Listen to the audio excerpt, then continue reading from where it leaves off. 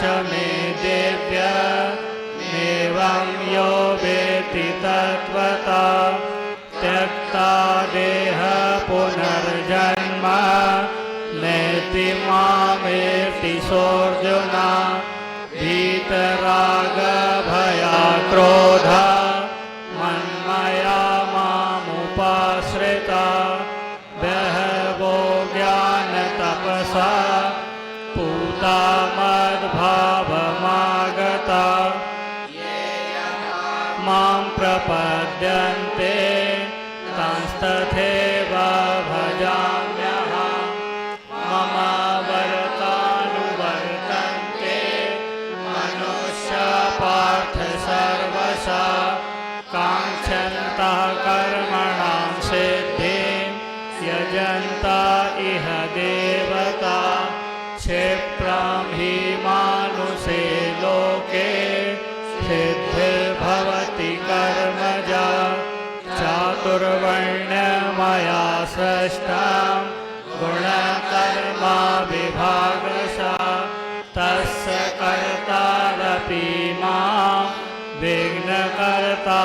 विघ्नकर्तारमव्ययम् नामां कर्माणि लिप्यन्ति नामे कर्मफले स्पहा इति मां योऽभिजानाति कर्मभिन्ना सवध्यते एवं ज्ञात्वा कृतं कर्म पूर्वैरपि मुमुक्षुभिः कुरु कर्मेव तस्मात् त्वं पूर्वै पूर्वतरं कृतं किं कर्म किं कर्मेति कवयोऽप्यत्र मोहिता तत्ते कर्म प्रवक्ष्यामि यज्ञात्वा मोक्षसे शुभात् कर्मणो ह्योऽपि बोद्धव्यं च विकर्मणा अकर्मण्यस्य बोद्धव्यं गहना कर्मणो गति कर्मण्याज्ञाः पश्ये कर्मणि च कर्मया सा बुद्धिमान् मनुष्येषु सा युक्ता कृष्णकर्मकृत् यस्य सर्वे समारम्भा कामसङ्कल्पविवर्जिता ज्ञानाग्निदग्धकर्माणां तमाहुः पण्डिता बुधं त्यक्ता कर्मफलसंज्ञां तृप्तो निराश्रया कर्मण्ये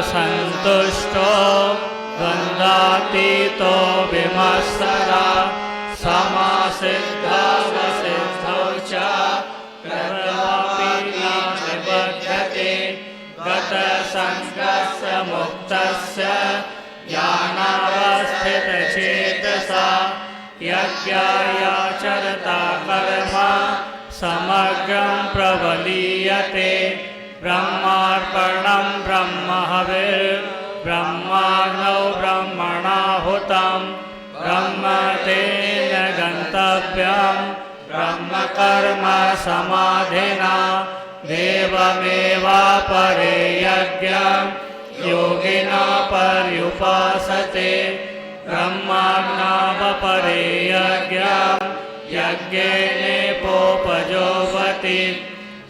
तानीन्द्रियण्यान्ये संयम्याग्ने सुजोवति शब्दादीन् विषयान्यन्य इन्द्रियाग्ने सुजोवति सर्वाणि इन्द्रियकर्माणि प्राणकर्माणि च परे आत्मसंयोगज्ञानो जोवति ज्ञानदीपते द्रव्यज्ञानस्तपो यज्ञ योगयज्ञस्तथा परे स्वधया ज्ञानयज्ञश्च यतया संसिता व्रता अपाने जुह्वति प्राणं प्राणे पानं तथा परे प्राणापानगतिरुद्ध्वा प्राणायामपरायण अपरे नियताहार प्राणे सुजुह्वति सर्वप्रीति यज्ञविदो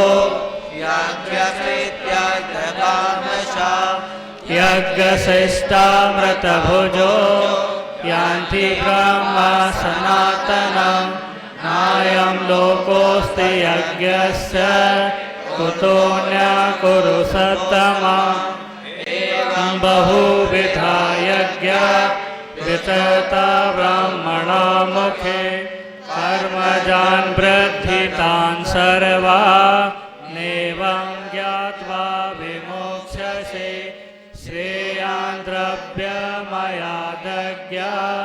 ज्ञानयज्ञा परन्तप सर्वकर्माखिलं पार्थ ज्ञाने परिसमाप्यते तद्रद्धि प्रणिपातेन परिप्रासेन सेवया उपदेक्ष्यन्ति ते ज्ञानं ज्ञानिनस्तत्त्वदर्शिना यज्ञात्वा न पुनर्मोह नेवं ज्ञास्यसि पाण्डव येन भूतान् शेषेण दक्षस्यात्मन्मयोमयि अपि चेदस्ति पापेभ्यः सर्वेभ्यः पापकृत्तमा अज्ञानप्लवेनैव भाजिनं सन्तरिष्यसि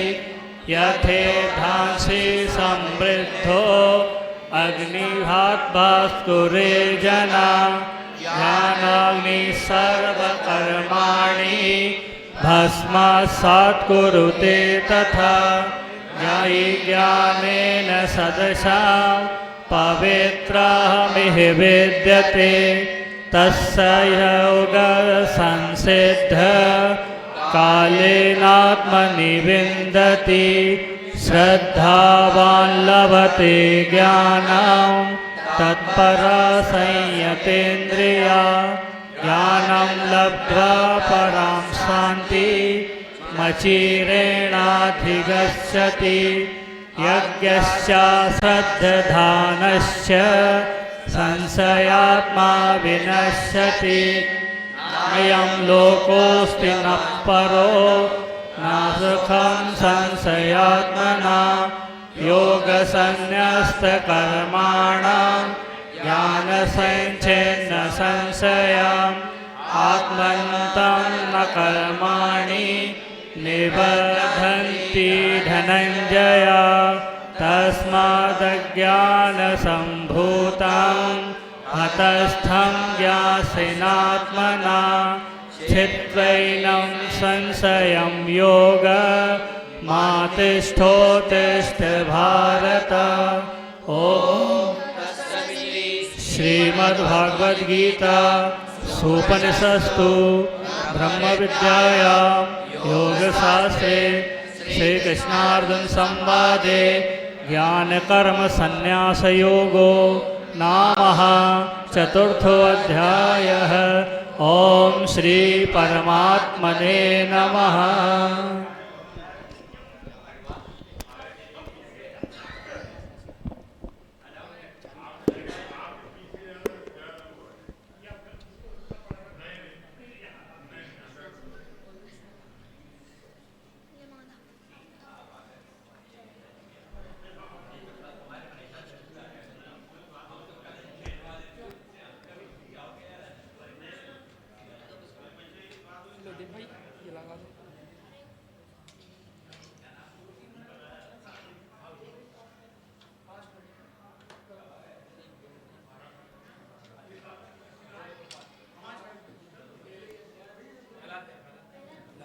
Bugda bugda bugda bugda bugda अरे बुक दे बुला ला दे एक और दे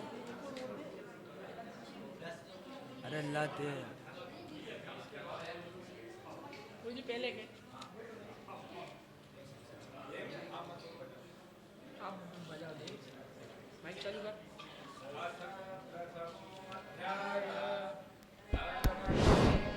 कुरुक्षेत्रे समवेतायुयुत्सवा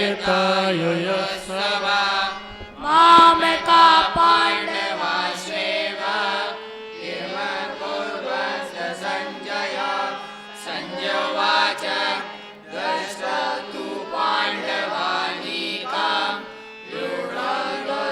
दुर्योधनस्तदा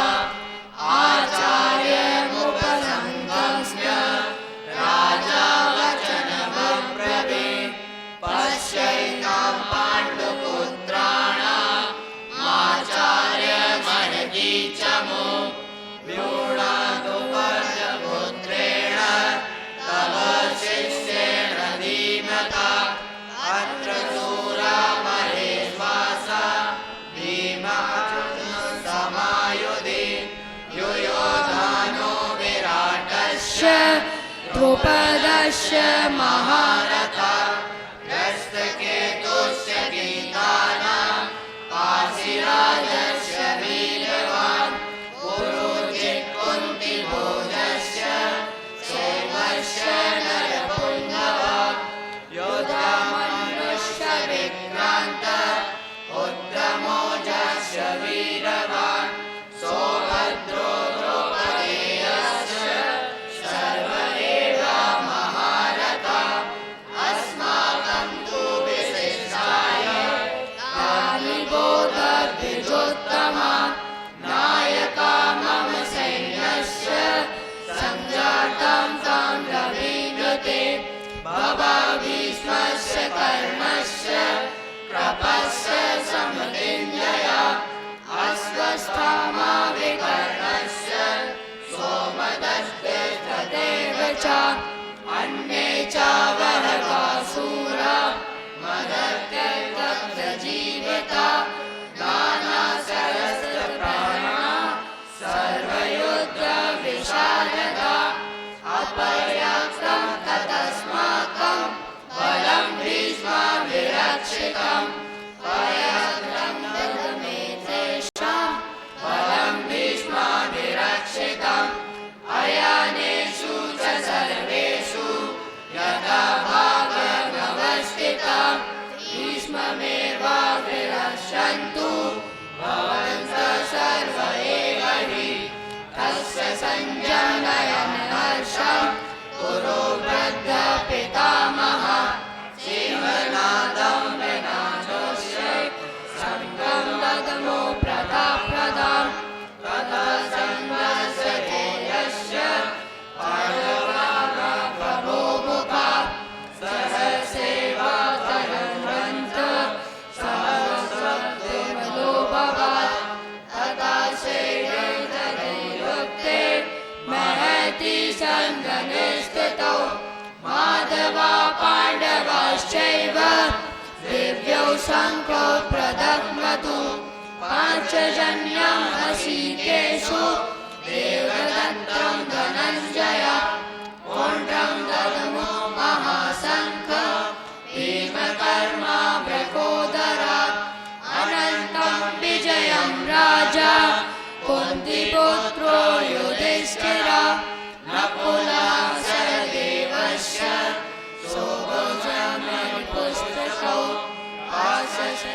आशस्त्रमणिवासा शिखण्डी च महारथा दष्टदुम्नो विराटस्य सुप्रतिष्ठपराजिता द्रौपदेयस्य सर्वरात्रविपते सौभद्रस्य महाबाहु शङ्खं ददमो प्रताप्रतात् साधुसोलाभ्यराष्ट्राणां हृदयानि दगादयान् नवस्य पृथ्वीश्चैव तुमलो प्रमुनादयम् अचलस्थितां दृष्ट्वा धातराष्ट्रकपिध्वजा प्रवर्ते शस्त्रसम्पाते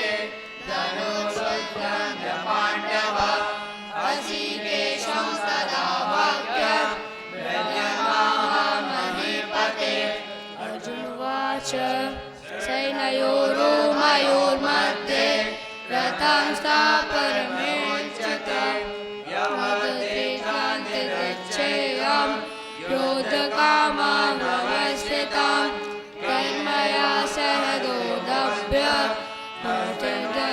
समुद्यमे योद्धमानां प्रतीक्षेयं समागता घातराष्ट्रस्य दुर्बुद्धे जवाच एवं मुक्तो हसिकेषु गुणाकेशेन भारत सेनयोर्मध्ये स्थापयस्य रथोत्तमा भीष्मदोर्न प्रमुखश्च सर्वेषां च मरीक्षितम् उवाच पार्थ पश्येतां सम्भवेता कुरुनिति तस्य संशोधनं पार्थ महान् आचार्यमन्तुराद्रष्टं पुत्रान् सखिस्थितम्। व्यास गादी पर पूज्य महाराज श्री का आगमन हो चुका है।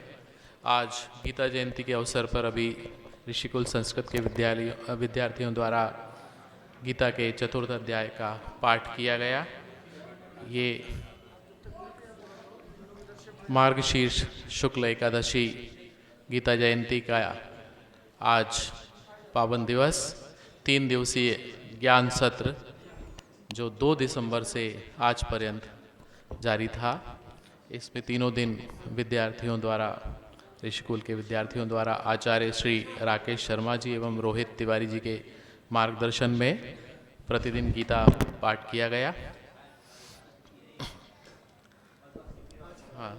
आज का आयोजन स्वर्गीय श्री रमेश चंद्र जी अग्रवाल की स्मृति में आयोजित है। हम कार्यक्रम के अगले चरण की ओर बढ़ते हैं। हमारे बीच भजनांजलि के को लेकर के उपस्थित हैं श्री राम परसाई जी और उनके साथ दामिनी पठारिया जी। इसके साथ साथ तबले पर हैं श्री राम परसाई जी। भजनांजलि के कार्यक्रम के पूर्व हम पूज्य महाराज श्री के स्वागत का क्रम प्रारंभ करते हैं। सर्वप्रथम मैं आमंत्रित करता हूं इस समारोह समिति के हमारे वरिष्ठ मार्गदर्शक एवं जिला पंचायत के पूर्व अध्यक्ष आदरणीय पंडित भवानी शंकर जी शर्मा को कि वे आएँ और पूज्य महाराज श्री का पुष्पहार से स्वागत करें।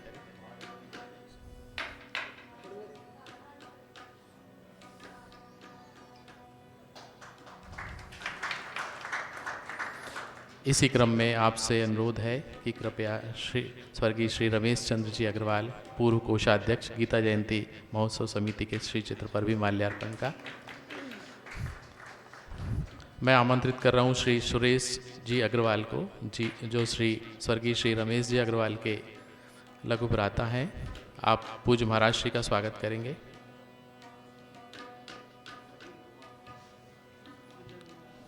स्वागत हेतु अगले क्रम पर आमंत्रित हैं स्वर्गीय श्री रमेश चंद्र जी अग्रवाल के ज्येष्ठ पुत्र श्री आशीष अग्रवाल जी।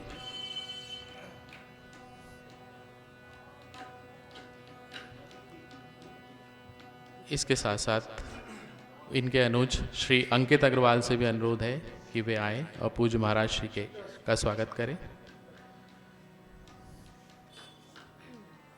सिवनी मालवा से पधारे हुए श्री बालकृष्ण जी शर्मा से अनुरोध है पूज्य महाराज श्री के स्वागत के लिए। बाबई से पधारे हुए श्री विकल्प जी डेरिया पूज्य महाराज श्री के स्वागत हेतु आएं कृपया। श्री अजय सैनी जी से भी अनुरोध है पूज्य महाराज श्री के स्वागत के लिए। सिवनी मालवा से ही पधारे हुए श्री BL शर्मा जी से पूज्य महाराज श्री के स्वागत का अनुरोध।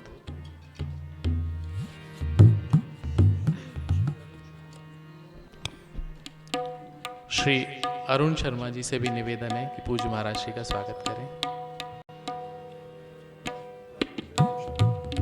डॉक्टर वैभव शर्मा जी भी पूज्य महाराज श्री के स्वागत हेतु सादर आमंत्रित हैं। स्वागत हेतु अनुरोध है डॉक्टर तारे जो सिवनी मालवा से पधारे हैं। स्वागत हेतु निवेदन है डॉक्टर विजय महंत जी से, रामजी बाबा समाधि स्थल से हमारे बीच उपस्थित हुए हैं। स्वागत हेतु आमंत्रित हैं श्री गिरधारी लाल राजपूत। निवेदन है श्री प्रमोद दुबे जी से पूज्य महाराज श्री का स्वागत करें।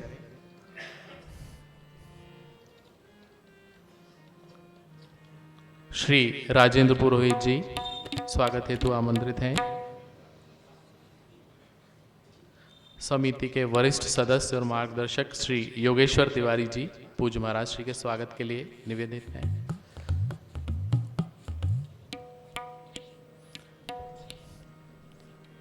और इस सभा स्थल के सूत्रधार या पृष्ठभूमि के चित्रांकन के लिए प्रयास करने वाले और हमारे श्री मुन्नू भैया प्रशांत दुबे जी पूज्य महाराज श्री का स्वागत करेंगे। श्री राम सेवक जी सराठे स्वागत हेतु आमंत्रित हैं।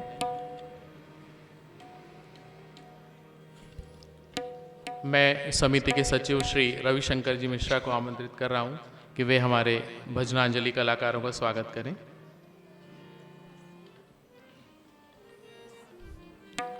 आज भजन को लेकर के उपस्थित हैं कुमारी दामिनी पठारिया, आपके साथ हारमोनियम पर हैं श्री जी सम्मानित श्री महेंद्र चौकसे जी पूज्य महाराज श्री के स्वागत के लिए आमंत्रित हैं।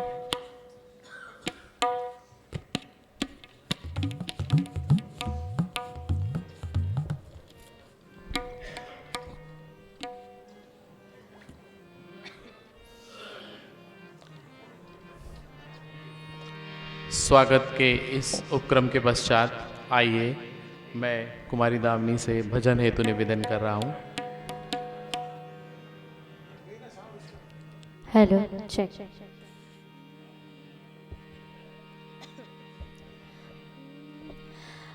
कान्हा कान्हा पड़ी मैं तेरे द्वार, कान्हा कान्हा आन पड़ी मैं तेरे द्वार, कान्हा कान्हा आन पड़ी मैं तेरे द्वार, मोहे जाकर समझ निहार, कान्हा कान्हा आन पड़ी मैं तेरे द्वार, कान्हा कान्हा आन पड़ी मैं तेरे द्वार।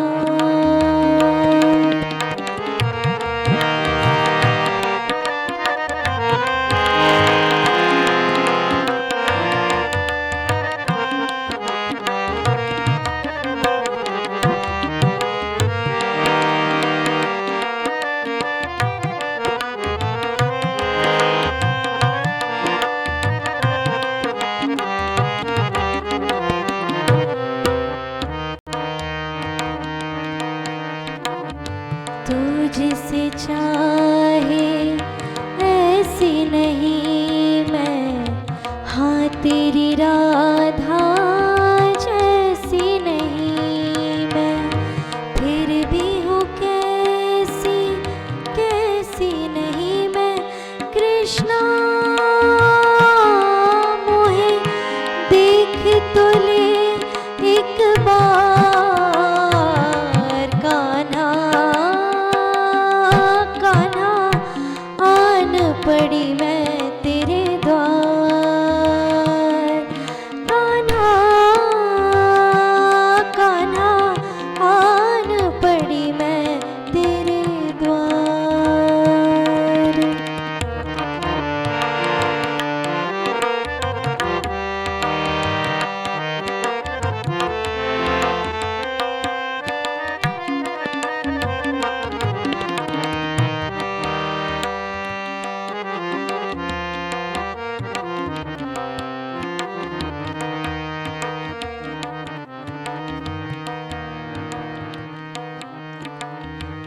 माटी करो या स्वर्ण बना लो, तन को मेरे चरणों से लगा लो। मुरली समझ हाथों में उठा लो, सोचो ना कछु अब है कृष्ण मुरार। कान्हा कान्हा आन पड़ी मैं तेरे द्वार, मोहे जाकर समझ निहार। कान्हा कान्हा आन पड़ी मैं तेरे द्वार। कान्हा कान्हा आन पड़ी मैं तेरे द्वार। कान्हा कान्हा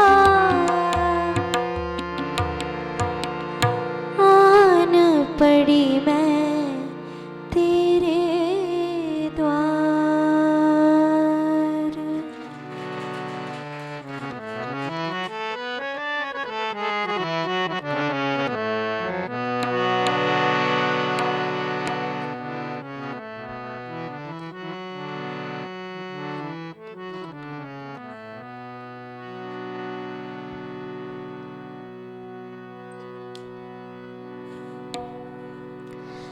कृष्ण मुरारी जी आँख बसे मन भावे। कृष्ण मुरारी जी आँख बसे मन भावे। बाके बिहारी जी आँख बसे मन भावे। बाके बिहारी जी आँख बसे मन भावे।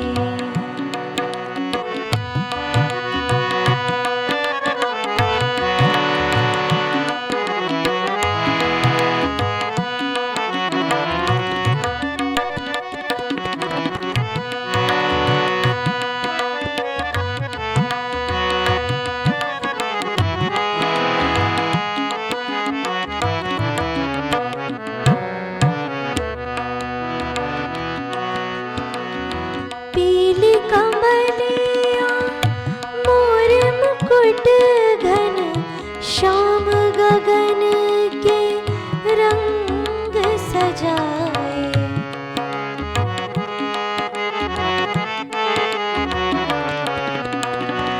सांझ न देखे श्याम सावरा, दिन भर नंद की धेनु चरावे।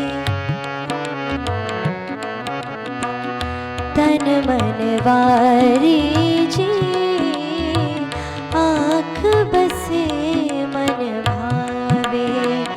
मैं तो हारी जी आँख बसे मन भावे।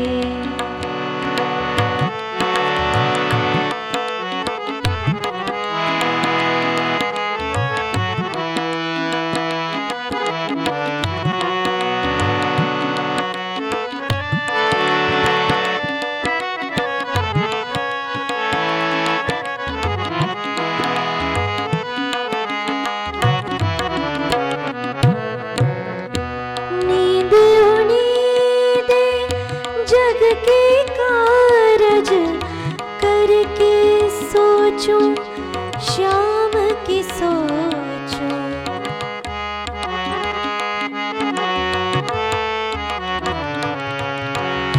रसिया जोगी कान्हा बजावे, मुरली बोल ही तक पहुँचे।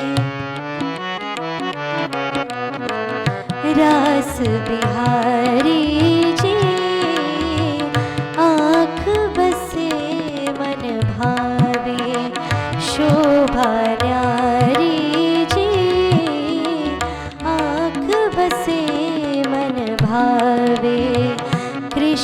मुरारी जी आँख बसे मन भावे बाके बिहारी जी आँख बसे मन भावे कृष्ण मुरारी जी आँख बसे मन भावे।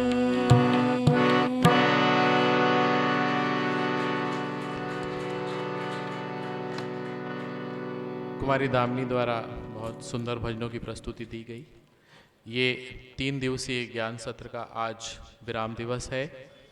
ये समूचा आयोजन विभिन्न लोगों के सहयोग से संपन्न होता है। इस हेतु मैं सभी के प्रति कृतज्ञता ज्ञापित करने के लिए आमंत्रित कर रहा हूँ डॉक्टर वैभव शर्मा जी को।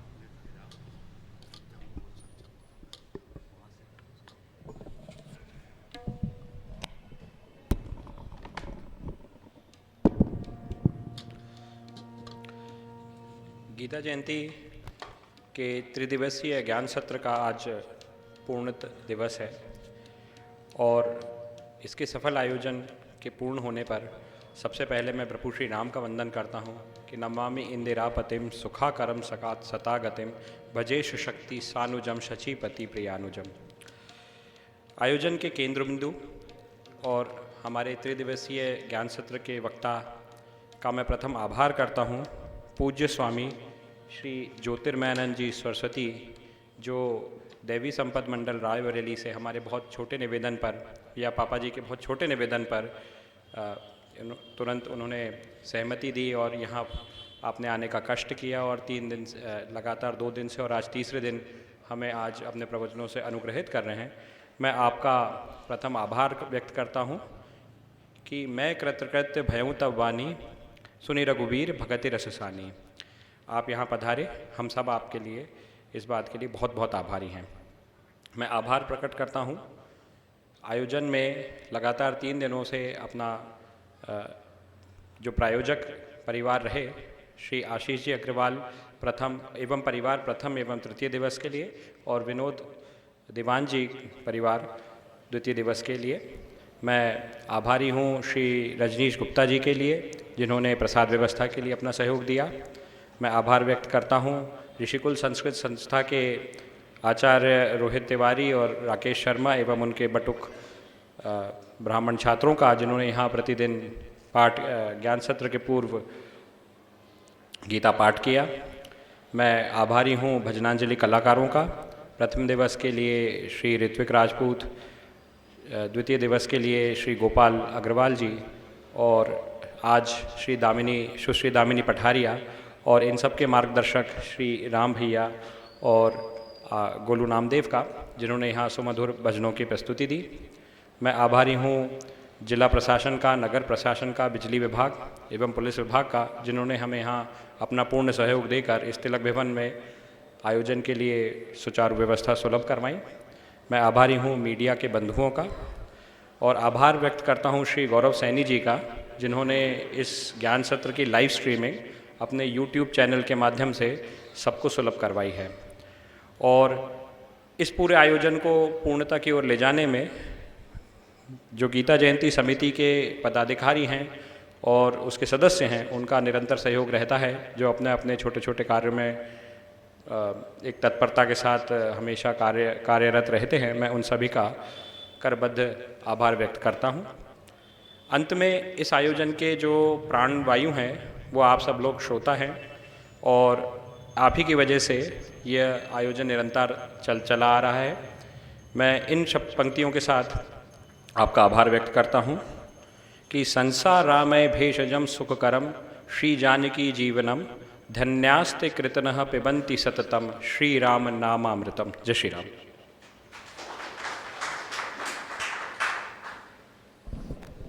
धन्यवाद डॉक्टर वैभव शर्मा जी। अब मैं पूज्य महाराज श्री से इस तृतीय दिवस के लिए प्रवचन हेतु अनुरोध कर रहा हूँ। इसके साथ साथ एक सूचना आप सभी के लिए कि प्रवचन के उपरांत गीता पूजन और आरती का भी कार्यक्रम होगा और तत्पश्चात सामूहिक प्रार्थना होगी।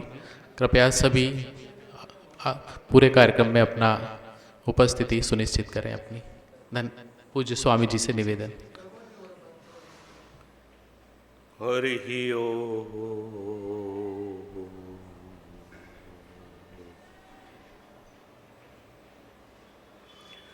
ओम सहनावतु सहनौ भुनक्तु सह वीर्यं करवावहै तेजस्विनावधीतमस्तु मा विद्विषावहै।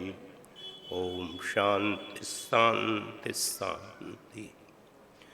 ध्यानाभ्यासवशीकृतेन मनसा तन्निर्गुणं निष्क्रियं ज्योतिः किंचन योगिनो यत्परं पश्यन्तु पश्यन्तु ते। अस्माकं तु तदेव लोचन चमत्काराय भूयाच्चिरं कालिन्दी पुलिनेषु यत्किमपि तन्नीलं महो धावति। त्यक्त्वा सुदुस्तेजसुरेप्सितराज्यलक्ष्मीं धर्मिष्ठवार्यवचसा यद्गादरण्यं मायामृगं दैतेप्सितमन्वधावतो वन्दे महापुरुषते चरणारविन्दम्। मूकं करोति वाचालं पंगुं लंघयते गिरिं यत्कृपात्तमहं वन्दे परमानन्दमाधवम्। नारायणं नमस्कृत्य नरं चैव नरोत्तमं देवीं सरस्वतीं व्यासं ततो जयमुदीरयेत्। श्री गीता जयंती महोत्सव के त्रिदिवसीय ज्ञान सत्र के पावन अवसर पर आयोजित इस विशेष महोत्सव के उपलक्ष्य में समिति के द्वारा किए गए सभी व्यवस्थाएं और उनका सहयोग के संदर्भ में अभी हमारे सम्माननीय श्री वैभव जी कृतज्ञता ज्ञापित कर रहे थे। वास्तव में ये औपचारिक नहीं है। सबसे बड़ी कृतज्ञता तो हम आपको उस ठाकुर के प्रति ज्ञात करनी चाहिए जिसने हम आपको ये प्रेरणा, ये अवसर, ये हमें समय, शक्ति और सामर्थ्य प्रदान की है कि हम आप सब इस पावन अवसर पर यहाँ उपस्थित होकर गीता जयंती के पावन महोत्सव को संपन्न कराने में अपनी महती भूमिका, अपना महान योगदान प्रदान कर रहे हैं। समिति के सभी सम्मानीय पदाधिकारी बंधु, हमारे पूर्व अध्यक्ष श्री रमेश चंद्र जी अग्रवाल जी और उनका समस्त श्रद्धा और भक्ति युक्त परिवार जो इस कार्य में हमेशा तत्पर रहा, और वर्तमान अध्यक्ष हमारे श्री गिरिजा शंकर शर्मा जी, जहाँ मैं ठहरा हुआ हूँ, जो हर समय सेवा में तत्पर स्वयं और सभी कार्यकर्ता, सभी सेवक हर समय लगे रहते हैं, उनके प्रति भी, और हमारे जो इस कार्यक्रम का संचालन कर रहे हैं सम्माननीय श्री संजय गार्गव जी, जो समय निकालकर भी दिन में भी मेरे पास कई बार पहुंच जाते हैं। और अभी हमने शर्मा जी के बड़े भाई साहब से वार्ता की, जिनका बौद्धिक स्तर मैंने सुन करके मुझे बड़ा आश्चर्य लगा। जिन्होंने जीवन जिया है, ऐसे विद्वत वरिष्ठ सभी आप सुधी श्रोता महानुभावों के उपस्थिति में बैठकर मुझे कुछ कहने का अवसर मिल रहा है, मैं निश्चित अपने को बड़ा धन्य मानता हूं। जीवन में ऐसे पावन क्षण जब उस सत्यनिष्ठा, उस परमात्मा के दिए हुए वचनों के प्रति हम अपनी आस्था को, अपने विश्वास को तत्परता के साथ में, लगन के साथ, पूरी निष्ठा के साथ जीने का यत्न करते हैं, वास्तव में वो बड़े ही धन्य हैं। आप सब निश्चित ही स्तुत्य हैं, प्रणम्य हैं। मैं आप सबके प्रति भी अपनी ओर से और माँ नर्मदा की ये पावन कृपा आप पर है कि आप निरंतर ऐसे कार्यों में निरंतर संलग्न रहते हैं। ये महती कृपा है। आपकी जीवन वास्तव में उस सत्य की ओर निरंतर अग्रसर हो रहा है। ये भगवत कृपा आप सब पर विशेष रूप से है। आइए हम आप सब फिर अपनी उसी चर्चा की ओर, जो विगत दिवसों से हम आप बैठकर बराबर कर रहे हैं, उसी के उपसंहार के इस सत्र का ये जो उपसंहार का दिवस है, पूर्णाहुति का दिवस है, उस अवसर पर अपनी चर्चा करें। इससे पूर्व हम चाहेंगे कि आप सब उसी परमात्मा के प्रति अपनी कृतज्ञता ज्ञापित करते हुए उसके मंगलमय नाम से अपने को जोड़ने का यत्न करेंगे और उच्च स्वर से भगवान के नाम का उच्चारण करेंगे। कृष्ण गोविंद गोविंद गोपाला कृष्ण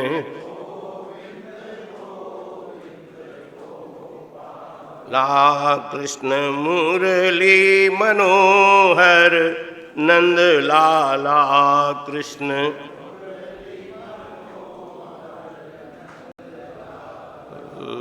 कृष्ण गोविंद गोविंद गोपाला कृष्ण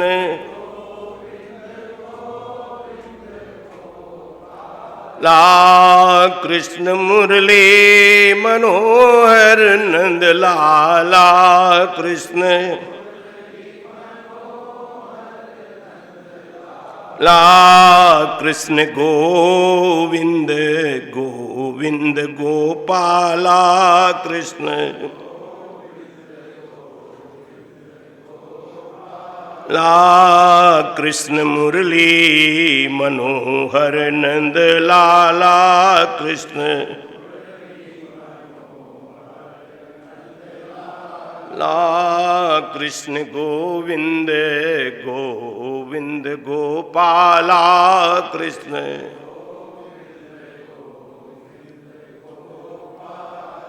बोलो भक्तवत्सल भगवान की। गीता गायक योगेश्वर भगवान श्री कृष्ण अपने अनन्य सखा अर्जुन को माध्यम बनाकर हम सभी सुधी साधकों के संदर्भ में संदेश देते हुए कहते हैं कि श्रद्धावान लभते ज्ञानम तत्परः संयतेन्द्रिय ज्ञानम लब्ध्वा पराम शांति।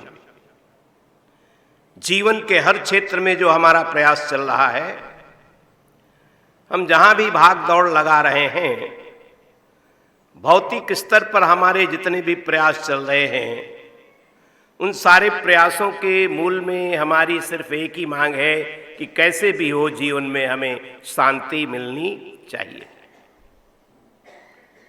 एक लक्ष्य है जीवन में शांति मिले, चाहे धन पा करके, चाहे पद पा करके, चाहे परिवार को अनुकूल बना करके, अथवा संसार का ऐश्वर्य पा करके। हमें जीवन में मिलना क्या चाहिए? बोले शांति चाहिए। हम सभी शांति की खोज में हैं और उसी खोज में दौड़ लगा रहे हैं। दौड़ लगाते लगाते जीवन का उत्तरार्ध प्रारंभ हो गया, लेकिन उस दौड़ में हमें कहां तक सफलता मिली, क्या हम अपने जीवन में उस दौड़ के माध्यम से, उस उपलब्धि के माध्यम से, जो भी हमें प्राप्त हो रहा है उसके माध्यम से हमें अंदर संतुष्टि प्राप्त हुई है? तो आपको लगेगा कि जितनी दौड़ बढ़ती जा रही है उतनी ही मांग, एक कोठी से काम नहीं चला तो 2 बन गई, 2 से 4 बन गई। कोठियां बढ़ती जा रही हैं, एक फैक्ट्री की जगह 2 लग गई, 2 से 3 लग गई। संसार बढ़ता चला जा रहा है, लेकिन जो हमारा लक्ष्य था उस लक्ष्य की दिशा में हम कहां तक पहुंचे हैं? जब आप इस पर विचार करते हैं तो लगता है कि अब हम वहीं हैं जहां से यात्रा प्रारंभ की थी। तब हम आपको लगता है कि निश्चित रूप से हमें जो यात्रा हमारी चल रही है उस यात्रा के माध्यम से हमें उसकी उपलब्धि नहीं होने वाली है जो हमारी मांग है। हमारे महापुरुष कहते हैं कि संसार अभाव मूलक है, इसमें कितना भी मिल जाए लेकिन अभाव बना ही रहता है। जब 1 कमरा रहने के लिए था तब भी अभाव था, और आज 10 कमरे हमारे पास हैं तब भी अभाव लगता है। हमारे परमान निकेतन में जब प्रारंभ की स्थिति थी तो हमारे महापुरुष बताते हैं कि 3 सेट के नीचे बैठकर हम लोग सत्संग करते रहते थे। आज व्यवस्था है वहां के 1000, 1200, 1500 कमरे बनकर तैयार हो गए, लेकिन जब ग्रीष्म ऋतु में सत्संग का समय आता है ना, तो उस समय आज भी कई बार ऐसी स्थिति आती है कि हमको बरामदे में रहना पड़ता है, चाहते हुए भी हम उन्हें सुविधा नहीं दे पाते हैं। तो आज भी अभाव लगता है, इतना हो जाने के बाद भी। तो महापुरुषों ने कहा कि संसार अभाव मूलक है, इसमें कितनी दौड़ लगा लो लेकिन अंत में अभाव बना ही रहेगा, और जब हम यहां से चलेंगे तो रीते हाथों चलना पड़ेगा। तो महापुरुषों ने कहा समाधान क्या है? बोले हमारी दिशा गलत है, हमारी लक्ष्य गलत हो गया। दौड़ लगाना बुरा नहीं, संसार को पाना बुरा नहीं है, लेकिन संसार के माध्यम से ही हमें जो लक्ष्य है उसकी प्राप्ति हो जाएगी। ये जो हमारी सोच है ये सोच ही हमारी गलत है। इसलिए महापुरुषों ने दिशा बदलने की बात कही, और जिसने दिशा बदल दी, परमात्मा कैसा है? बोले भाव मूलक है। परमात्मा जिसको भी मिला है, जहां भी मिला है, जब भी मिला है, तो अधूरा नहीं, पूरा का पूरा मिला है। इसलिए मीरा गाती है कि पायो री मैंने राम रतन धन पाया। प्रहलाद को मिल गया तो पूरा का पूरा मिला। प्रहलाद से जब दर्शन हुआ, भगवान ने दर्शन साक्षात कर दिया, तो प्रहलाद से कहा कुछ मांग लो। दुनिया मांगती है ना ठाकुर जी के सामने जाकर के, और प्रहलाद से जब ये प्रश्न हुआ कि कुछ मांग लो, मेरा दर्शन अमोघ है इसलिए मेरी प्रसन्नता के लिए कुछ मांग लो। प्रहलाद ने कहा प्रभु जब आप मिल गए हो तो क्या कुछ पाना शेष? क्योंकि परमात्मा पूर्ण है, और पूर्ण परमात्मा जब मिलता है तो पूर्ण ही मिलता है। हम लोग पढ़ते हैं ना, ओम पूर्णमदः पूर्णमिदं पूर्णात् पूर्णमुदच्यते पूर्णस्य पूर्णमादाय पूर्णमेवावशिष्यते। माने पूर्ण से पूर्ण को निकाल दो तब भी पूर्ण ही शेष रह जाता है। तो परमात्मा पूर्ण है, और जब वो मिलता है तो क्या करता है?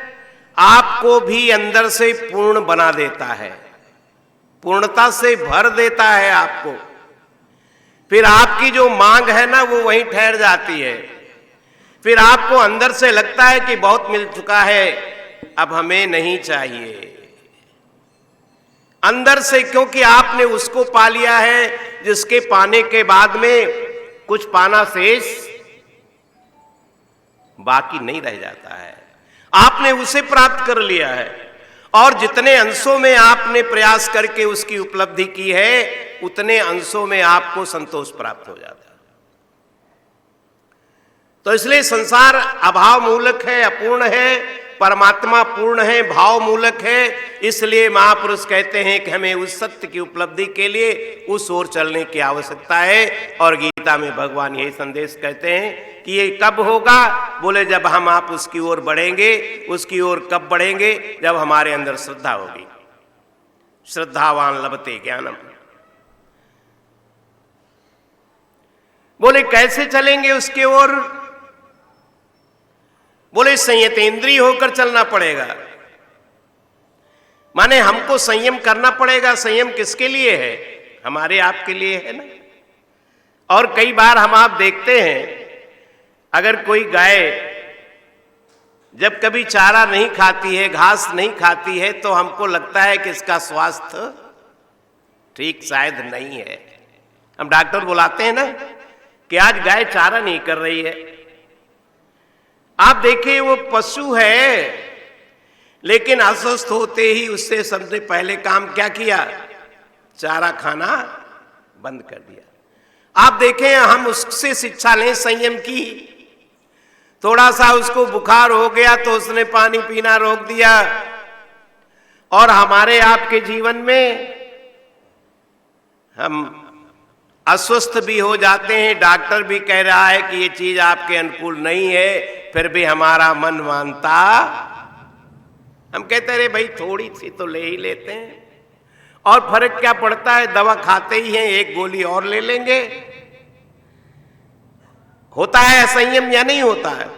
और जब असंयम होता है तो उसको भुगतता कौन है?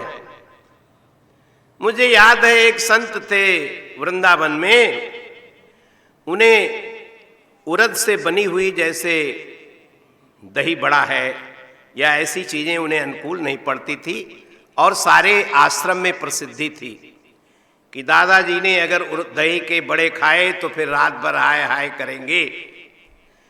लेकिन जब वो भोजन में बैठे और दही बड़ा की तैयारी हुई, बनकर आ गया सामने, तो बगल वाले दूसरे संत बैठे थे।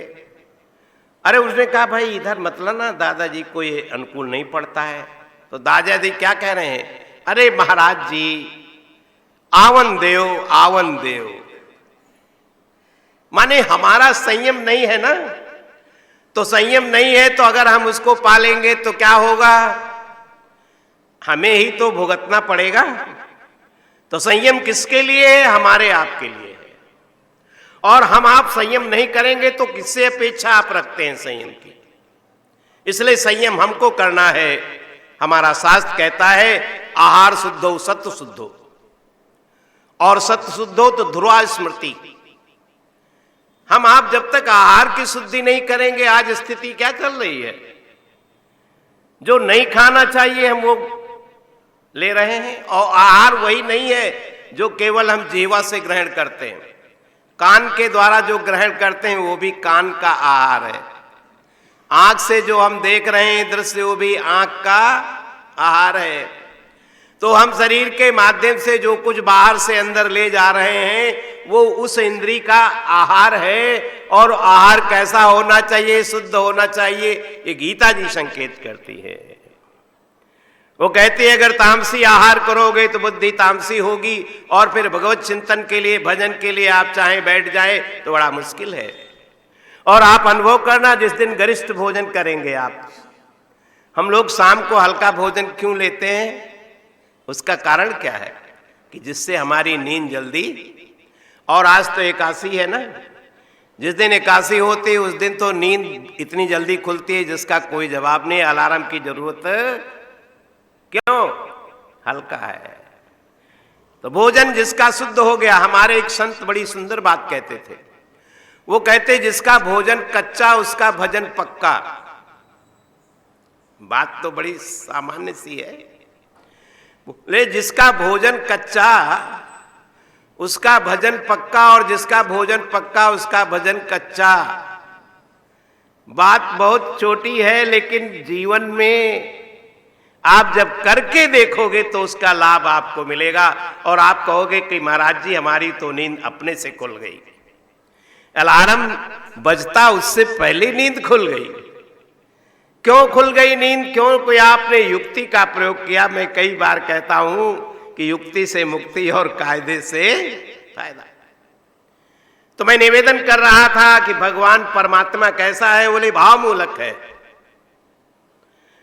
संत गोस्वामी जी तो कहते भाव बस भगवान सुख निधान करुणा भवन तजी ममता मदमान भजी सदा सीतारमण। बोले परमात्मा कैसा, बोले भाव के द्वारा, भावग्राही है। वो तो यहां तक कहता है कि अन्य धन और वस्त्र आभूषण न मुझको चाहिए, आप हो जाए मेरा। मैंने कल निवेदन किया था ना कि वो आपसे और नहीं चाहता, ये कहता तुम हमारे हो जाओ बस। अच्छा हम हैं भी उसके या नहीं है? ईमानदारी से सोचो तो हम उसी के तो हैं, और जब जिसके हम हैं उसको हम अपना स्वीकार कर लें, इसमें हमारा क्या खर्च हो रहा है? कुछ लगता है क्या? हम जिसके हैं, अरे पिता तो बार बार कहता है कि बेटा मेरा है, लेकिन बेटा भी एक बार कह दे कि पिता मेरा है, अपेक्षा कर रहा है। वो ठाकुर क्या कहता है, हम रोज यही तो कहते तुम्हें माता च पिता तुम्हें, कहते कि नहीं कहते? कि वो माता भी है, पिता भी है, भाई भी है, सब कुछ वही है। तो पिता है तो पिता स्वीकार करना चाहिए कि नहीं करना चाहिए? बोले और कुछ ज्यादा करने की आवश्यकता नहीं है, केवल अंदर से स्वीकृति हो जाए। है तो है ही वो, बिना उसके हम आप एक क्षण रह नहीं सकते। श्वास चलती है तो उसकी कृपा से, आंखें देखती तो उसकी कृपा से, वाणी बोलती है तो उसकी कृपा से वो है, तब सब चल रहा है। तो ईमानदारी से तो उसी की महिमा है ना, और उसकी महिमा को हम स्वीकार न कर रहे हैं तो ये क्या हो जाएगा? कृतज्ञता दोष। और संसार में कहते हैं सबका उद्धार हो जाता है। हमारे संत क्या कहते हैं कि कामी तरे, यद्यपि काम को हमारे यहाँ जो है ना, काम क्रोध लोभ मोह मद, इनको नरक का द्वार कहा गया है, कहा गया है ना। लेकिन संत कहते हैं इससे ऊपर की बात कह रहे हैं। कामी तरे, क्रोधी तरे, लोभी तरे अनंत, बिल्कुल एक कृतज्ञी ना तरे। कृतज्ञी माने जो किसी के किए हुए उपकार को स्वीकार नहीं करता है। हम आप विचार करें, जब हमारे पास दांत नहीं थे तो उसने कृपा करके दूध की व्यवस्था करी कि नहीं करी? संत यही कहते हैं कि दांत न थे तब दूध दयो, अब दांत भये तब अन्न भी दई है, जीव बसे जल में थल में। अरे सबकी सुध लेत सो तेरी भी नहीं है, नाहक सोच करे मनमूरख। बोले सोच किए कछ हाथ नाई है, जान को देत अजान को देत, जहान को देत सो तो ही भी नहीं है। वो दाता है और सबको दे रहा है। और ईमानदारी से आप पूछो, पूरे क्लास के विद्यार्थी एक जैसा ही पढ़ते हैं, मेहनत करते हैं ना, लेकिन रिजल्ट आता है तब अंतर आता नहीं। आप कह सकते हैं पुरुषार्थ तो सबने किया, हम आप कई बार कहते हैं साहब पुरुषार्थ सब कुछ है, पुरुषार्थ की यहाँ अवहेलना नहीं की गई है। लेकिन शास्त्र क्या कहता है कि भाग्यम फलत सर्वदा नच विद्या नच पौरुषम। अरे भाग्य में नहीं है। एक परिवार में, किसान का परिवार है, गांव का रहने वाला है, किसान गरीब था, उसने बहुत बड़े बड़े महाजनों से अपने काम के लिए कर्ज ले रखा था। हजारों रुपए का कर्जदार किसान वृद्ध हो गया था, अब शरीर उसका जाने वाला था। लोग सोचते थे कि मेरा एक कर्जा कौन पूरा करेगा, तब तक उसके घर में पुत्र रत्न की प्राप्ति हो गई। और जब बेटा आ गया तो देने वाले जो महाजन थे, सेठ थे, वो बड़े खुश हुए कि अरे चलो कोई बात नहीं, पिता नहीं दे सका है तो बेटा तो देगा ही। और उसी समय एक बहुत बड़े धनवान परिवार में एक बेटा पैदा हुआ, दोनों एक साथ पैदा हुए। अभी दोनों ने पुरुषार्थ नहीं किया। जो किसान के घर में है उसने भी कोई पुरुषार्थ नहीं किया, और जो धनवान के घर में पैदा हुआ उसने कोई पुरुषार्थ नहीं किया। लेकिन जो धनवान है, जो नगर सेठ है, उसके यहाँ संतान नहीं थी। लोग सोचते थे कि कोई उत्तराधिकारी नहीं, इतनी सारी संपत्ति को कौन देखेगा। लेकिन जब पुत्र रत्न की प्राप्ति हो गई तो लोग प्रसन्न हो गए कि उत्तराधिकारी का जन्म हो गया। बालक एक साथ एक मुहूर्त में पैदा हुए। एक बालक आया तो करोड़ों की संपत्ति का मालिक बनकर आया, और एक बालक आया किसान के घर वाला तो हजारों रुपए का कर्जदार बनकर आया। दोनों ने कोई पुरुषार्थ किया? कोई पुरुषार्थ नहीं। इसलिए संत शास्त्र कहते हैं भाग्यम फलत सर्वदा न च विद्या न च पौरुषम। भाग्य हमेशा फल देता है। जैसे लाकर की दो चाबियां होती हैं, एक रहती है मैनेजर के पास बैंक में और एक रहती है ग्राहक के पास में, लेकिन दोनों चाबी जब लगती हैं तब ही लाकर खुलता है। इसी तरह से पुरुषार्थ की चाबी हमारे पास में है और प्रारब्ध की चाबी ठाकुर जी के पास है। ये दो चाबियां हैं।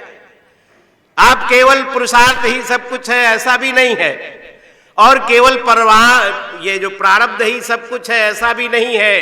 ये दोनों चाबी लगेंगी तभी हमारे भाग्य का जो खुलेगा।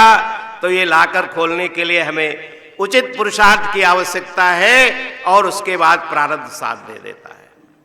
इसलिए ये कह लेना कि सारा सब कुछ पुरुषार्थ से ही होने वाला है, हम नहीं करेंगे तो क्या होगा, ये भाव मेरी समझ से बाहर है। मैं तो ये कहता हूं कि करने वाला ठाकुर है। अर्जुन से उसने यही तो कहा था, निमित्त मात्रम बहु सभ्य साचिन। अरे अर्जुन तो निमित्त है और तू निमित्त बनकर के सब कर रहा है, करने वाला तो कोई और है। और ईमानदारी से आप विचार करें तो कई बार बच्चों को पिता डांटता है कि अब मौज कर लो तुम खूब बेटा, जब हम नहीं रहेंगे तब तुमको आटा दाल का भाव पता चल जाएगा। अरे भाई बेटे का भी तो प्रारब्ध है। आप समझते हैं कि मैं दुनिया को चला रहा हूं। स्वामी राम जा रहे थे, रास्ते में एक बैलगाड़ी जा रही थी, उसके नीचे एक कुतिया चल रही थी छाया में, और उसने ऊपर देखा तो बड़े गर्व के साथ में, अरे मैं बैलगाड़ी ले जा रही हूं। अरे तू खुद उसकी छाया में चल रही है, ये तो नहीं सोचती। वो ये सोच रही है कि बैलगाड़ी मैं ले जा रही हूं। हम आप भी कई बार सोचते हैं कि हम चला रहे हैं घर को, हम सोचते हैं हम परिवार चला रहे हैं, हम संस्था चला रहे हैं। अरे हम कई बार सोचते हैं कि देश को हम चला रहे हैं। कितने आए और कितने देश चल रहा है कि नहीं चल रहा है, चलाने वाला कोई। ये भाव हमारे मन में आ जाए अंदर से तो जीवन निष्प्रिय हो जाएगा। और निष्प्रियस्य तृणम जगत, अंदर से निष्प्रियता आई नहीं कि मन में आपकी शांति आ गई। अंदर आपके तो परम शांति है। शांति के लिए कहीं आपको जाना नहीं है। जैसे एक सरोवर बड़ा शांत है, पानी में कोई तरंगे नहीं हैं, लेकिन आप किनारे पर पहुंचकर एक कंकड़ी फेंक देते हैं तो तरंगे होने लगी, फिर दूसरी फेंकी, तीसरी फेंकी, चौथी फेंकी, एक के बाद एक कंकड़ी फेंकते आप जा रहे हैं। जल तरंगायित हो रहा है। आप चाहते हैं कि तरंगे मिट जाएं तो क्या करना है? बोले केवल कंकड़ी फेंकना आप बंद कर दें, वो तो पहले से ही शांत था। अशांत किसने कर दिया? आपकी उन कंकड़ियों ने जो बाहर से फेंक रहे। महापुरुष ये भी कहते हैं कि आपके अंदर तो परम शांति प्रारंभ से थी। एक छोटा बालक अशांत होता है, अपनी मस्ती में अपनी उछलता है, कूदता है, हंसता है। प्यार से आप बोलते हो तो आपकी गोद में आ जाता है, डांट देते हो तो मचल करके आपके साथ खुट्टी कर लेता है। बच्चा देखिए, ना उस किसी से उसका बैर है, ना किसी से दोस्ती, सबके साथ उसका एक जैसा व्यवहार है। हमारे यहाँ भी कहते हैं बालवत स्वभाव रखो, कहते हैं कि नहीं कहते? तो इसका मतलब क्या हुआ? अंदर तो परम शांति है। और गीता में भगवान ने अर्जुन से यही कहा। उन्होंने कहा विहाय कामान्य सर्वान पुमांस चरत निष्प्रिया निर्ममो निरहंकार स शांति मद गच्छति। शांति चाहते हो तो ये जो कंकड़ी फेंक रहे हो, माने कामनाएं, एक काम पूरा हुआ, दूसरी, दूसरा, तीसरा, और एक कामना अनेक कामनाओं को जन्म दे देती है। तो संसार की कामनाएं सर्वांश में कभी किसी की पूर्ण नहीं हुई हैं। हम आप चाहते हैं कि हम कामनाओं से भर जाएंगे, पूर्ण कर लेंगे, बोले यह असंभव है। इसलिए क्या करना चाहिए? बोले इनसे ऊपर उठो। अरे संसार तो पुरुषार्थ से, प्रारब्ध से मिल रहा है। केवल चाहने मात्र से संसार नहीं मिलता है। चाहने से अगर कोई मिलता है तो वो परमात्मा है। उसके लिए केवल चाह पैदा हो जाए, केवल मुमुक्षा जग जाए आपके अंदर, केवल एक प्यास जग जाए, और प्यास जग जाएगी तो उसके मिलने में देर नहीं है। ये जो सत्संग है, ये जो स्वाध्याय है, जो ये भजन है, जो मंदिर में जाना है, जो तीर्थों की यात्रा है, उसका सबका एक उद्देश्य केवल है कि हमारे अंदर प्यास जग जाए। ये सत्संग का लक्ष्य ही है। वो प्यास अंदर से जग जाए कि जीवन क्या ऐसे ही चला जाएगा। उत्कृष्ट मानव जीवन परमात्मा ने दिया था आत्म साक्षात्कार के लिए, उस सत्य की उपलब्धि के लिए मानव शरीर हम आपको मिला था। लेकिन क्या ये यूं ही चला जाएगा? कभी प्रश्न अंदर से उठा इसका, कभी विचार उठा, कभी सोचा आपने? और अगर आप सोच लेंगे तो जीवन बदल जाएगा। एक बार अंदर से सोचकर तो देखो। मैं आज ही बात कर रहा था कि हमारा कोर्स पूरा हो गया है। अब जो समय बचा है, अगर ट्रेन विसिल दे रही है प्लेटफार्म पे और आप सीढ़ियों से ऊपर चढ़ रहे हो, अगर निकल गई तो फिर आपकी यात्रा बिगड़ जाएगी। तो दौड़ लगानी पड़ती है ना। हमारे संत भी यही कहते हैं कि जब हमारे बाल सफेद हो गए हैं ना, कृतांतस्य दूती जरा कर्ण मूले समागत लोका सुणुद्धम सुणुद्धम पर स्त्री परद्रव्य वांछा त्यजध्वम भजध्वम रमानाथ पादारविंदम। आदि शंकराचार्य कहते हैं कि जब कान के पास बाल सफेद हो जाएं, और आज तो बच्चों के ही सफेद हो जाते हैं, बड़ों के तो छोड़ो, लेकिन हम सफेद से फिर काला करने की कोशिश करते हैं। महापुरुष कहते ये सफेद हुए हैं, इसका मतलब है तुम सावधान हो जाओ। और जब आप सावधान करने के लिए हुए हैं, जैसे जरा आया वैसे कान के पास बाल सफेद हुए, जैसे एक उनकी दूती आ गई, कृतांतस्य दूती जरा कर्ण मूले, कान के पास आकर के, और वो ढोल बजा करके सुना रही है कि अब तक जो समय बीत गया, लेकिन आगे जो समय हमारे पास में है हम उसका सदुपयोग करें। समय किसी की प्रतीक्षा नहीं करता है, और समय तेजी से भाग रहा है। आप देखिए, समय नहीं प्रतीक्षा करेगा, तेजी से भाग रहेगा। और समय चूक गए तो फिर पुण्य पछताए होत क्या जब चिड़िया चुग गई। समय हाथ से निकल गया तो आप पछताते रहोगे, कुछ हाथ मिलने वाला नहीं है। इसलिए हमारे संत और शास्त्र सावधान करते हैं कि यावत ये शरीर जब तक आपका स्वस्थ है, जब तक इसमें बल है, सामर्थ्य है, जब तक कुछ करने की आपके अंदर शक्ति है, जब बुद्धि नहीं काम करेगी, जब आपके हाथ पैर काम नहीं करेंगे, जब आप बैठने की सामर्थ्य नहीं हमारे पास रहेगी, और तब हम चाहें कुछ हम कर लें, क्या संभव हो सकता है? इसलिए समय, शक्ति, बल के रहते हम आपको सावधान हो रहा है, और सावधान होकर के लक्ष्य को ध्यान में रखना है। ऐसा नहीं है कि अगर आप उस लक्ष्य के ऊपर आगे चलेंगे तो ये संसार बिगड़ जाएगा। ये संसार बिगड़ने वाला नहीं है। ये संसार चलाने वाला वो है, वो स्वयं व्यवस्था करेगा। जब एक जगह की हवा गर्म होकर ऊपर उठती है तो दूसरी हवा आकर उसको तुरंत कवर कर लेती है। उसी तरह से आप भजन करके तो देखो। जब आप भजन में बैठ जाओगे, आप देखिए बहुत सारे साधकों का नियम है कि साहब 9 बजे के बाद वो फोन खोलते हैं। तो संसार के लोग भी बीच में फोन नहीं करते, बोले अरे उन्हें फोन करना तो 9 के बाद करना, 9 बजे तक तो उनका फोन।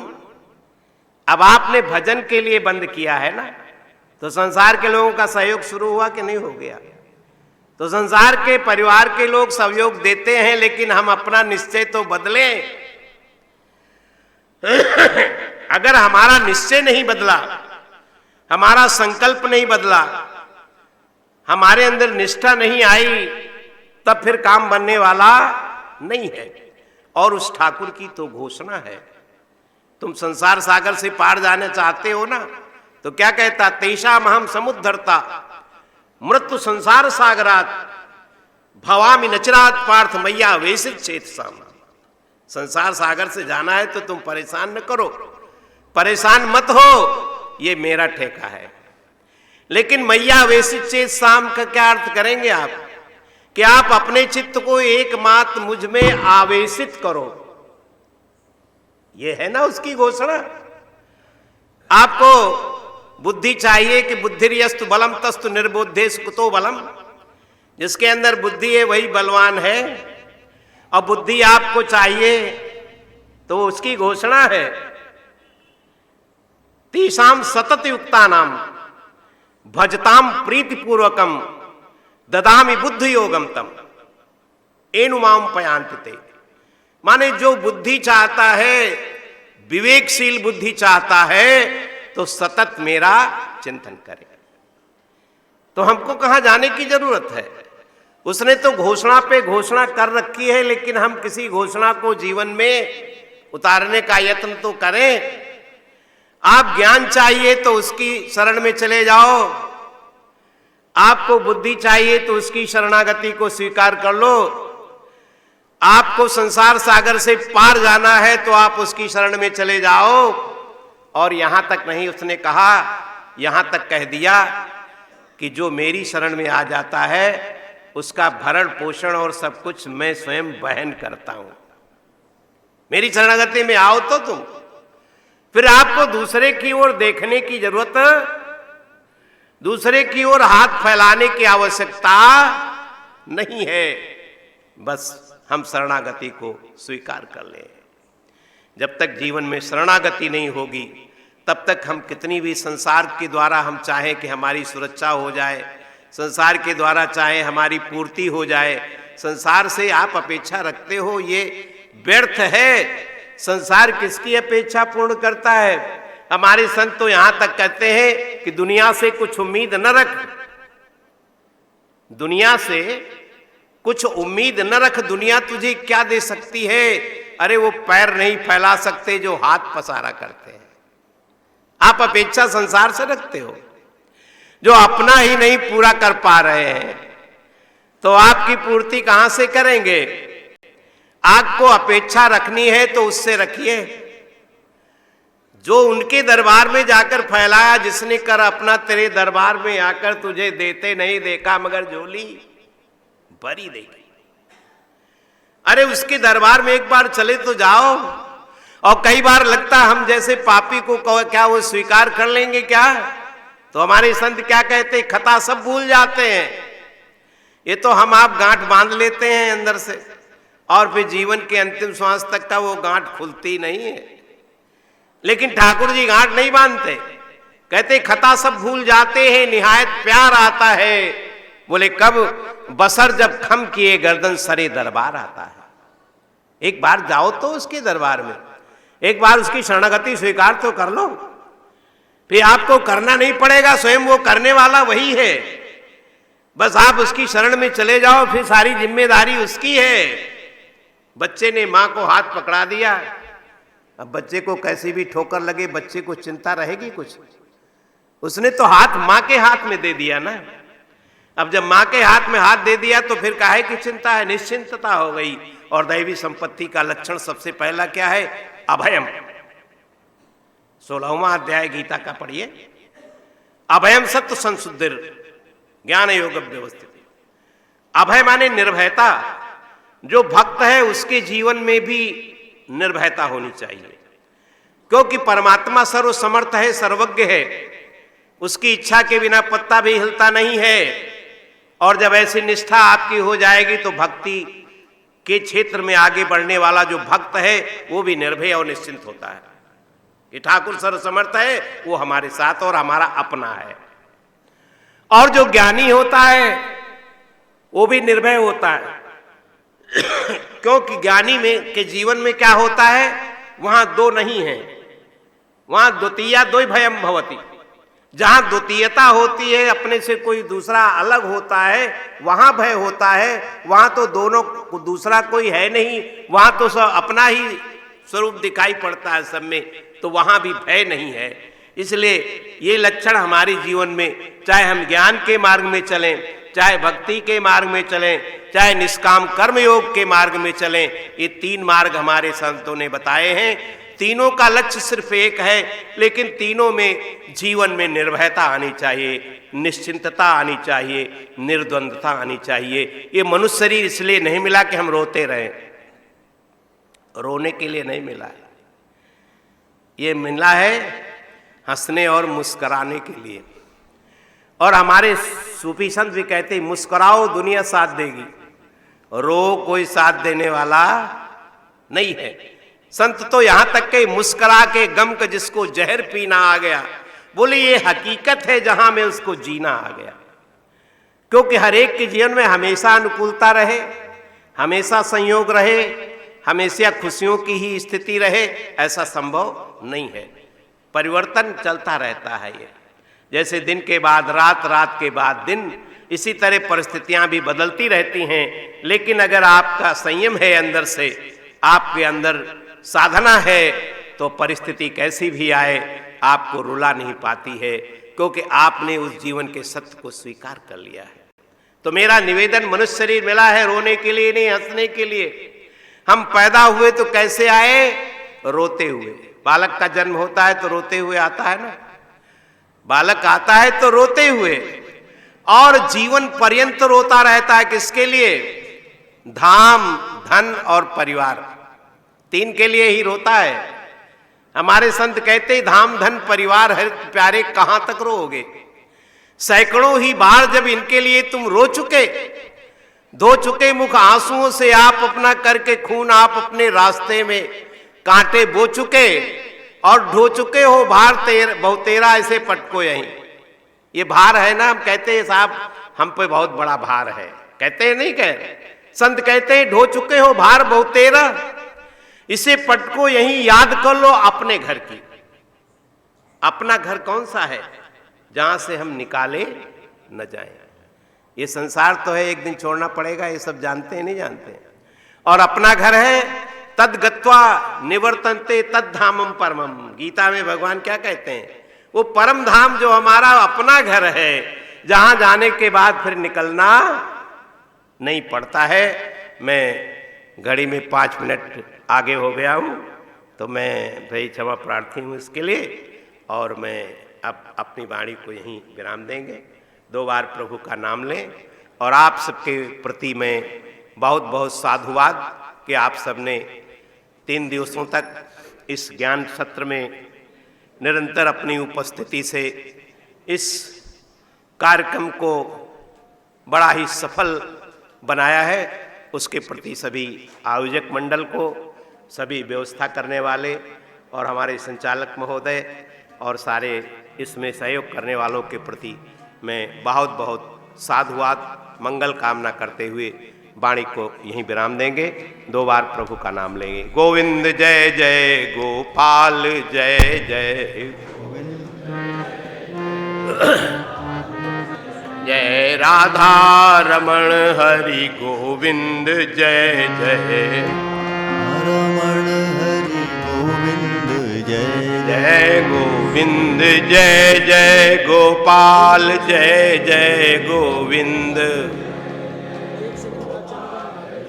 जय राधा रमण हरि गोविंद जय जय, रमण हरि गोविंद जय। बोलो भक्त वत्सल भगवान की, धर्म की, अधर्म का, प्राणियों में, विश्व का, हर हर महादेव। ओम शांति। अब जैसा कि बताया गया, प्रार्थना, सामूहिक प्रार्थना, उसके उपरांत आरती और गीता पूजन और तत्पश्चात आरती।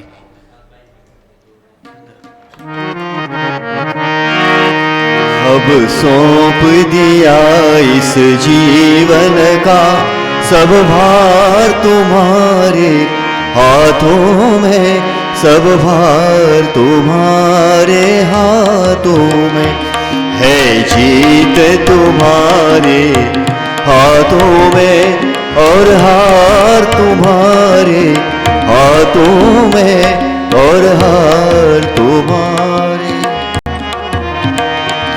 मेरा निश्चय बस एक यही, एक बार तुम्हें पा जाऊं मैं, एक बार तुम्हें पा जाऊं मैं। अर्पण कर दूं दुनिया भर का सब भार तुम्हारे हाथों में, सब भार तुम्हारे। जो जग में रहूं तो ऐसे रहूं जो जल में कमल का फूल रहे, जो जल में कमल का फूल रहे। मेरे सब गुण दोष समर्पित हो, करतार तुम्हारे हाथों में, भगवान तुम्हारे।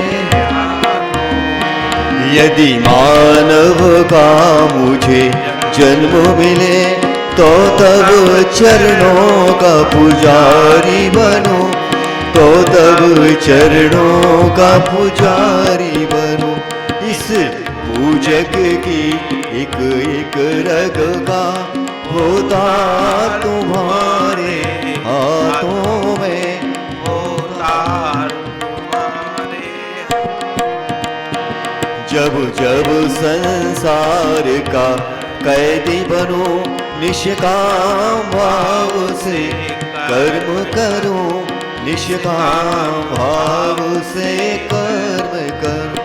फिर अंत समय में प्राण तजो, निराकार तुम्हारे हाथों में, साकार तुम्हारे हाथों में। मुझ में तुझ में बस भेद यही, मैं नर हूँ तुम नारायण हो, मैं नर हूँ तुम नारायण हो। मैं हूँ संसार के हाथों में, संसार तुम्हारे हाथों में, संसार तुम्हारे हाथ। अब सौंप दिया इस जीवन का सब भार तुम्हारे हाथों में, सब भार तुम्हारे हाथों में, सब भार तुम्हारे हाथों में, सब भार तुम्हारे हाथों। सामूहिक प्रार्थना के इस उपक्रम के पश्चात अब मैं हमारी समिति के अध्यक्ष आदरणीय पंडित गिरिजा शंकर जी शर्मा को ग्रंथ पूजन हेतु आमंत्रित कर रहा हूँ। यहाँ पर बीच में भी गीता ग्रंथ रखा हुआ है।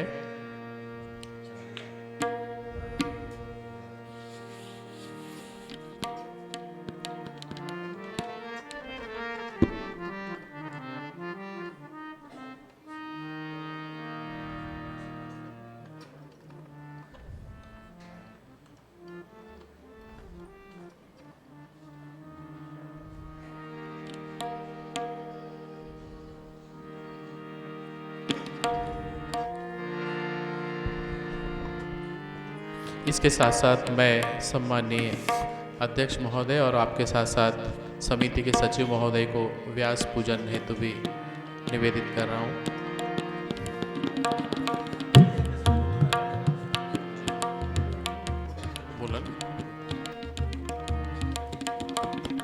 इसके साथ साथ अन्य सभी महानुभाव जो गीता पूजन में सम्मिलित होना चाह रहे हैं उनसे भी अनुरोध है कि कृपया आएं और इस गीता पूजन और तत्पश्चात आरती में सम्मिलित हो।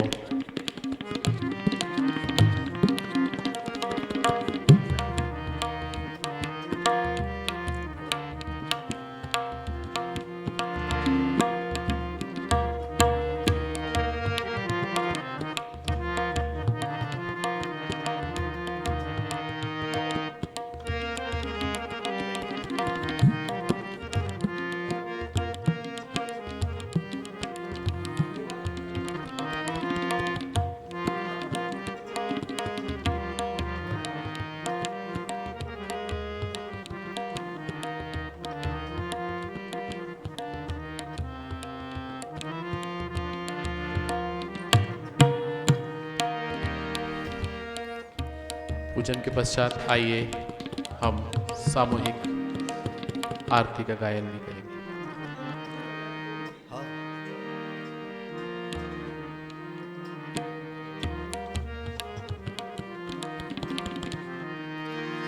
श्री कृष्ण गोविंद हरे मुरारे, हे नाथ नारायण वासुदेव। श्री कृष्ण गोविंद हरे मुरारे, हे नाथ नारायण। जय भगवत गीते मैया, जय भगवत गीते। हरिय कमल विहारिणी, हरिय कमल विहारिणी, सुंदर सुपनीते। ओम जय भगवत गीते। कर्म सुमर्म प्रकाशिनी, कामा शक्ति हरा। ओ मैया कामा शक्ति हरा। तत्व ज्ञान विकाशिनी, तत्व ज्ञान विकाशिनी, वेद्या ब्रह्म प्ररा। ओम जय भगवत गीते। निश्चल भक्ति विधायनी, निर्मल बल हारी। ओ मैया निर्मल बल हारी। शरण रहस्य प्रदायनी, शरण रहस्य प्रदायनी, सब विधि सुखकारी। ओम जय भगवत गीते। राग द्वेष विदारिणी, कारिणी मोद सदा। मैया कारिणी मोद सदा। भव भयहारिणी तारिणी, भव भयहारिणी तारिणी, परमानंद प्रदाय। ओम जय भगवत गीते। आशुर भाव विनाशिनी, नाशनी तमुरजनी। ओ मैया नाशनी तमुरजनी। देवी सद्गुणदायिनी, देवी सद्गुणदायिनी, हरिरस का सजनी। ओम जय भगवत गीते।